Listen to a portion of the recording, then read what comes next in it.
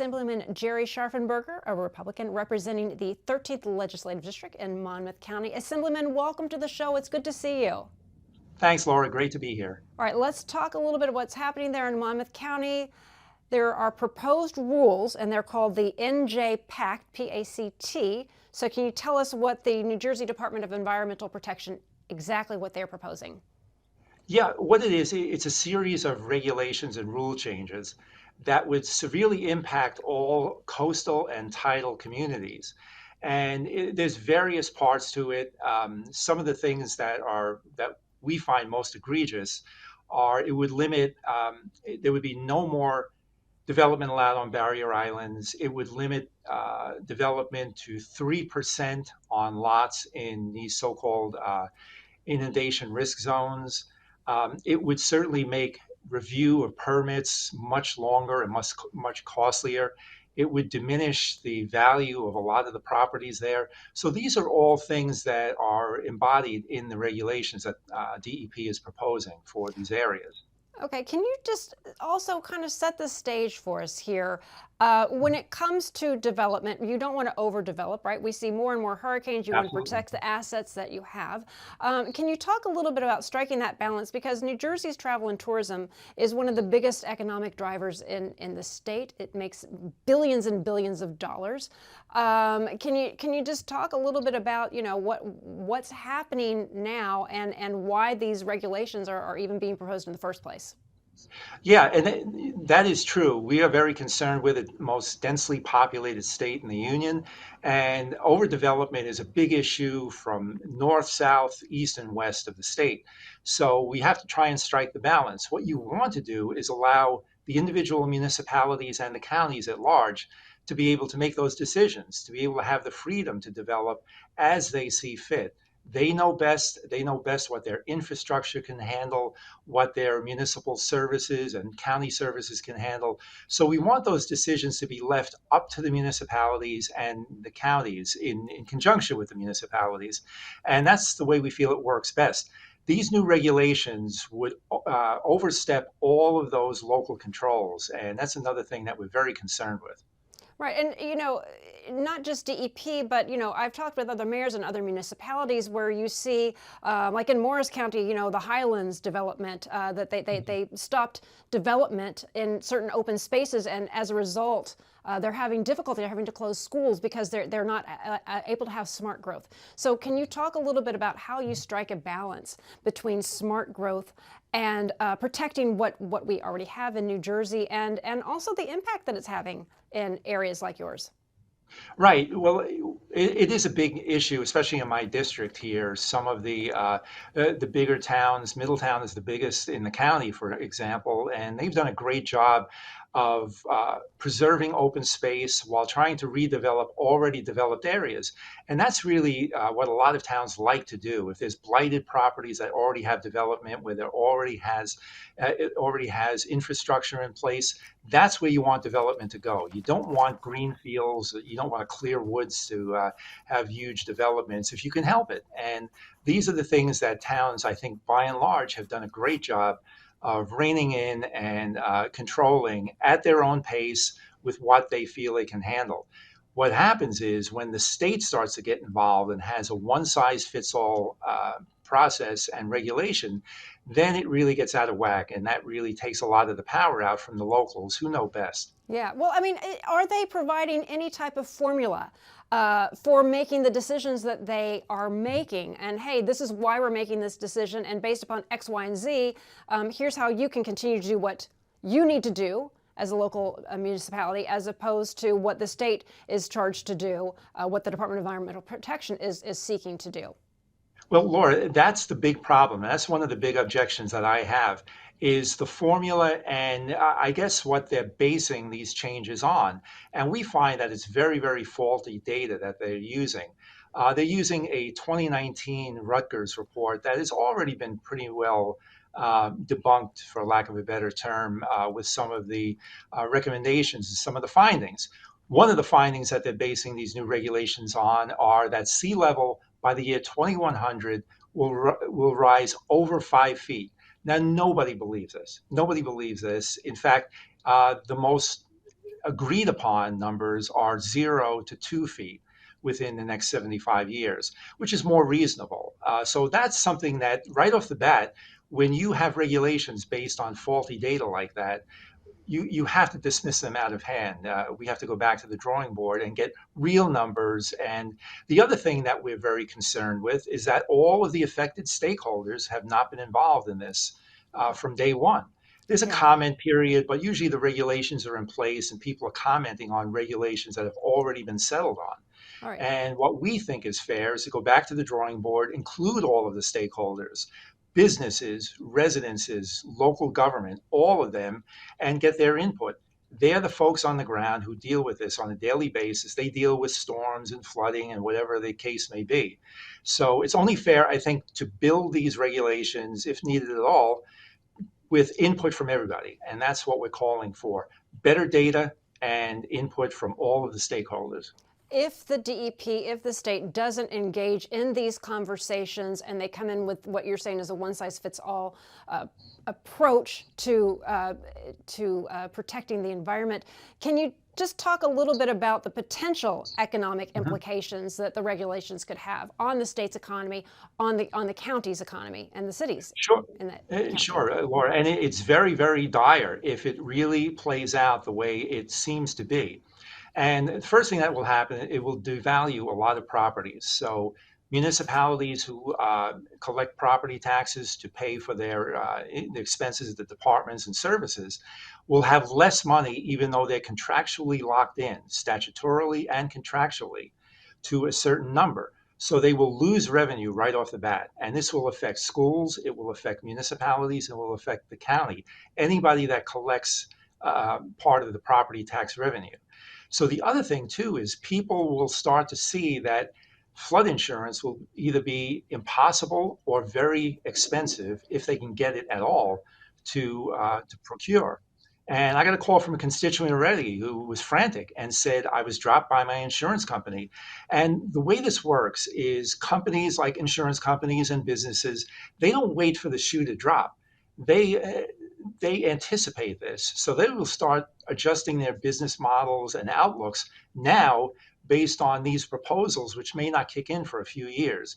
So the good news for this one constituent, she was dropped by one insurance company and got new insurance, but $800 more a year right off the bat. Well, So that would be very, very expensive and very, if they can get it at all.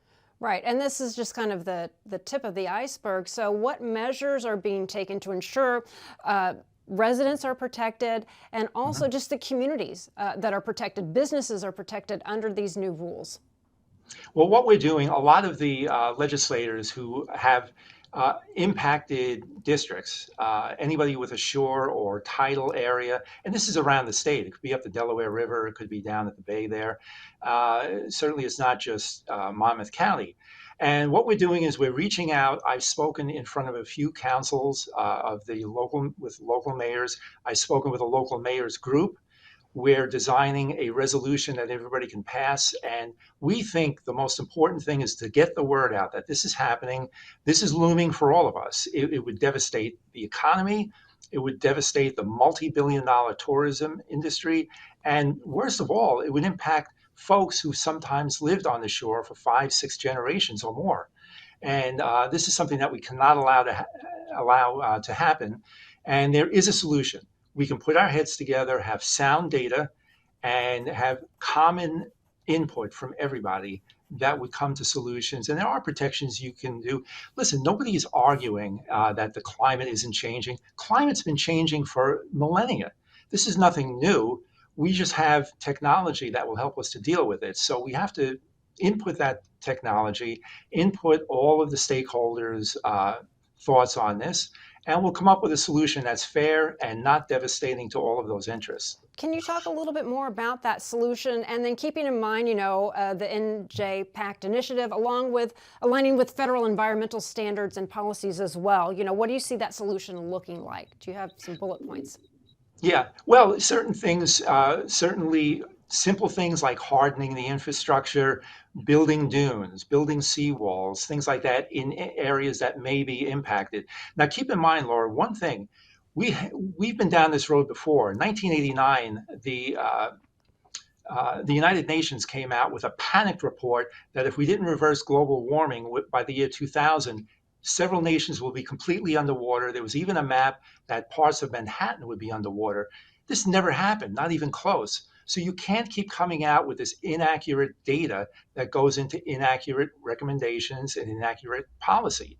So this is something that people are very, very skittish about because they've been burned before by this sort of panicked warnings that never come to pass. Yeah. So we have to get that right, and then there are solutions out there for the coastal areas and certainly the tidal areas that work, have been proven in other places around the world, and we can utilize them here. Can you talk a little bit about what's happening in Trenton? You know, you represent the 13th District, a Republican. Democrats have control of the legislature as well as the governor's office. Can you talk a little bit about how you are working with your colleagues on the other side of the aisle? Because, you know, the environment, travel and tourism, businesses, homes, you know, that's not a partisan issue. You represent people on both sides of the aisle. So can you talk a little bit about how those discussions in Trenton are going and if people are willing to work with you on coming up with some solutions, because everybody loves going to the shore and enjoying They do, the shore the and the good restaurants and businesses and those who live there. absolutely. And the good news is the Democrats and Republicans have been very receptive and very concerned about it. In fact, the mayor's group that I went to speak before is a Democrat mayor who's the president of it, and he invited me, and he's reached out to several folks on his side of the aisle.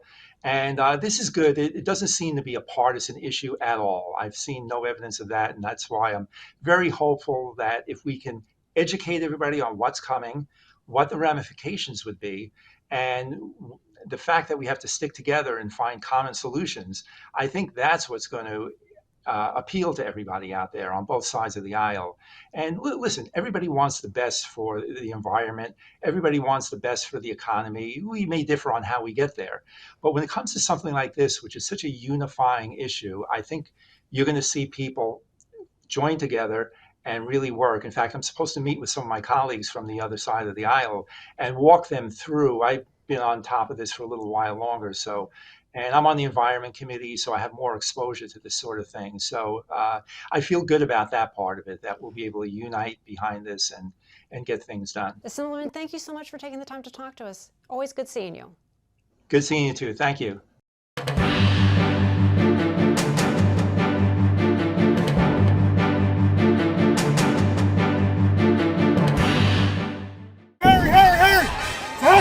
Nothing has ever been handed to me.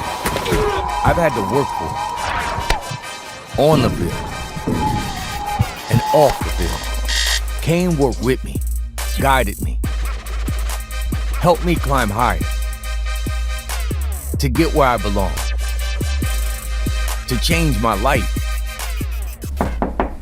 Hey, welcome to the team. Cougars climb higher. Kane University.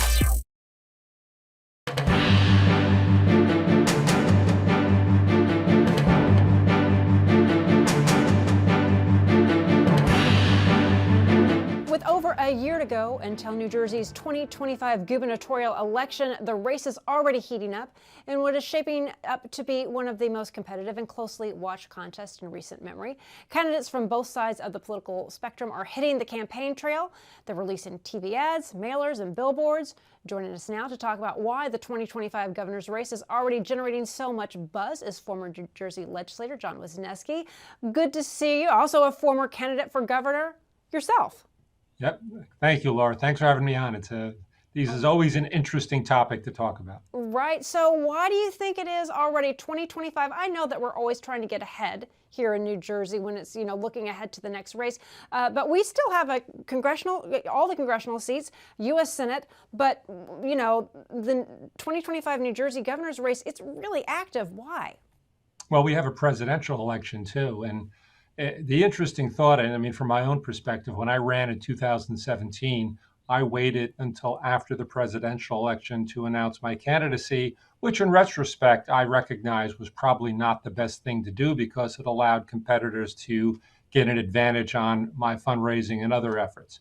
And so I think that a lot of the candidates who are making moves now recognize that once this presidential election is over, It's going to be a full tilt effort until primary day 2025.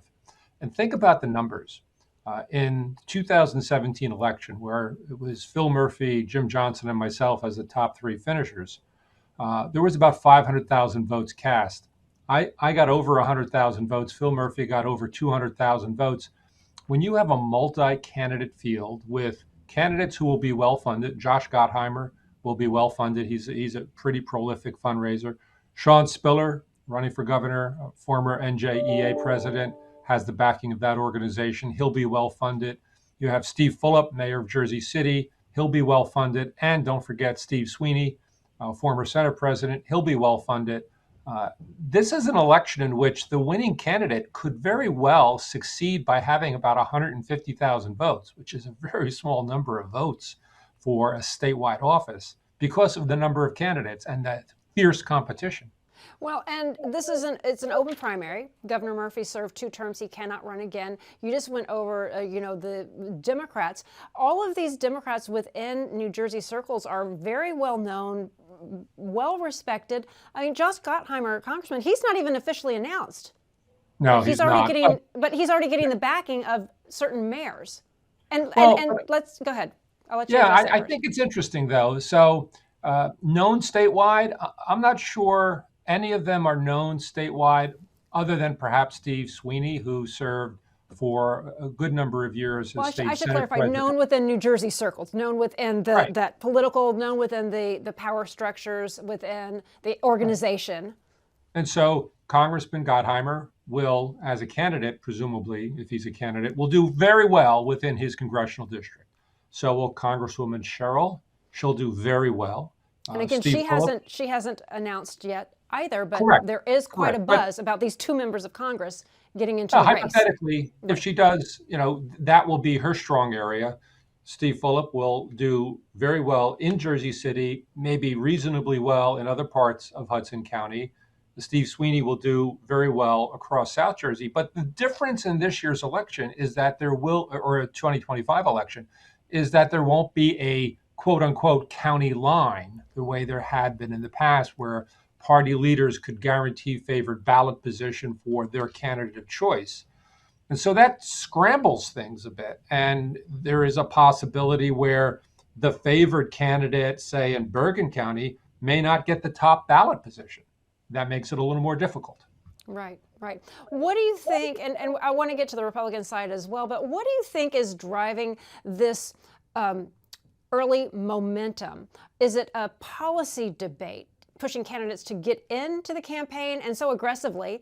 Or is this a dollars and cents, all about fundraising, because we're in New Jersey in between the New York and Philadelphia market, and it costs a lot of money to run and to win? Yeah, I wish you could say that this interest in running for governor is because of strongly held policy differences between all of the candidates.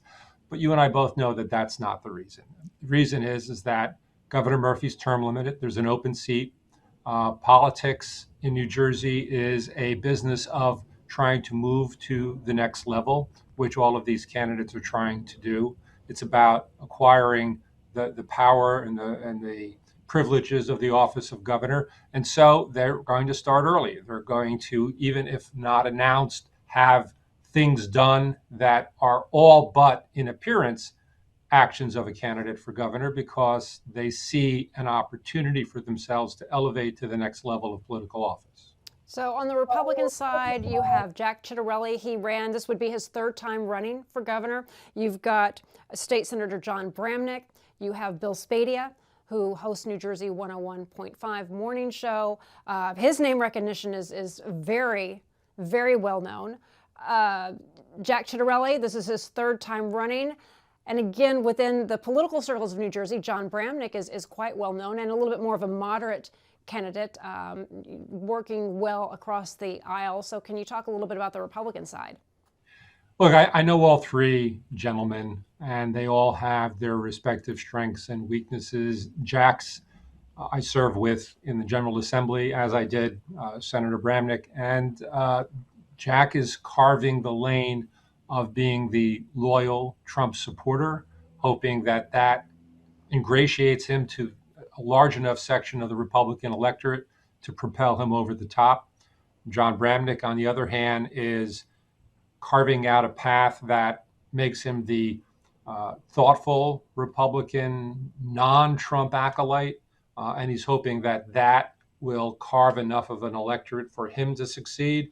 And Bill Spadea, frankly, is the pro-Trump candidate on steroids, and that's a lane that he is pursuing. And I'm not expert enough to know how the Republican electorate will break that down, but if you break it down just simply on presidential preference, it seems that the candidate who aligns himself most closely with former President Trump will have the best chance at getting a majority of Republican votes, which puts them at a big disadvantage in the general election when there won't be that same kind of an electorate. Right. I mean, in order to win the primary, you have to really rally to the base on both sides. Right goes a little bit more to the right, left goes a little bit more to the left. But then in a general campaign, you do want to be a little bit more center.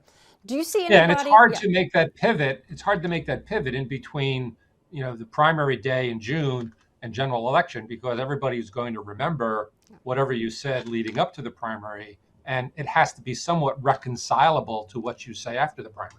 Yeah. Do you see any front runners emerging just of yet? I mean, again, on the Democratic side, you mentioned two names that aren't even in the race yet. Right. Strengths, weaknesses going into the campaign.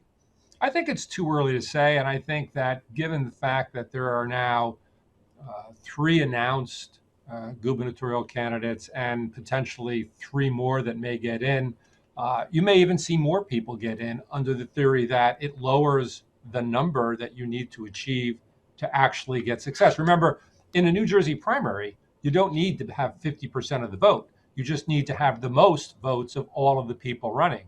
And if you have 5 or 6 people running, you could have a situation in which the winner wins with 29% of the vote.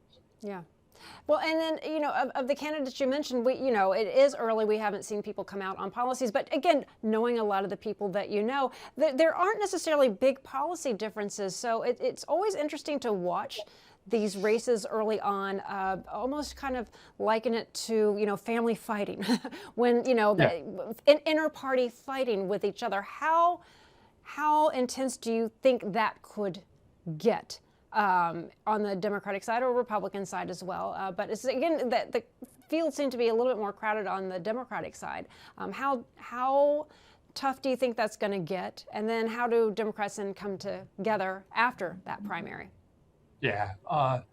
Politics in New Jersey is played pretty fiercely. And I would anticipate that candidates who see someone else as a potential serious opponent are going to spend money to try to knock that candidate down. There were a lot of attack ads placed against me when I ran in 2017 by the Murphy campaign.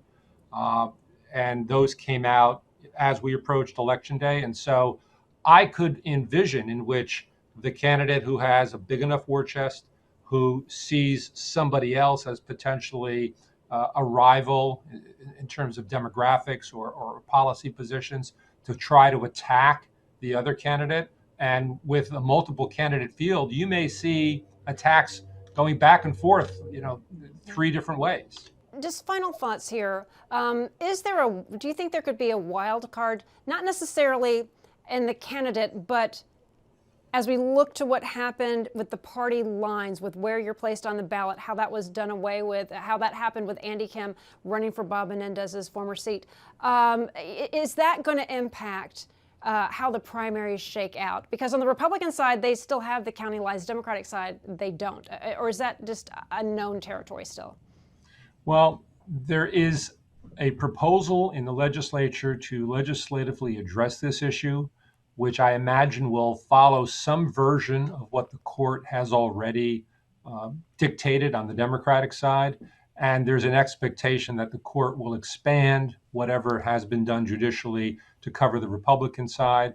But I think that significant fact about the end of the party line as it had been in existence for decades is going to impact how each of these candidates proceed. Remember, The old school of thought in New Jersey gubernatorial politics is you assemble the county line in enough counties where you then become a dominant force, forcing other people out or to at least tacitly concede that you're the person. That's not necessarily going to happen this time. And so these candidates all will believe that they have a shot. There will be a lot of money spent. There may be other candidates who get in who see the opportunity for lightning to strike. And this is going to be a very interesting gubernatorial primary season on both sides of the aisle. Yeah, there's never a dull moment, not in New Jersey. No. John Wisniewski, thank you so much for taking the time to talk to us. Laura, thanks for having me on. I appreciate it. Absolutely. And that will do it for today. I'm Laura Jones. Thanks so much for watching New Jersey Politics. We look forward to seeing you back here next time.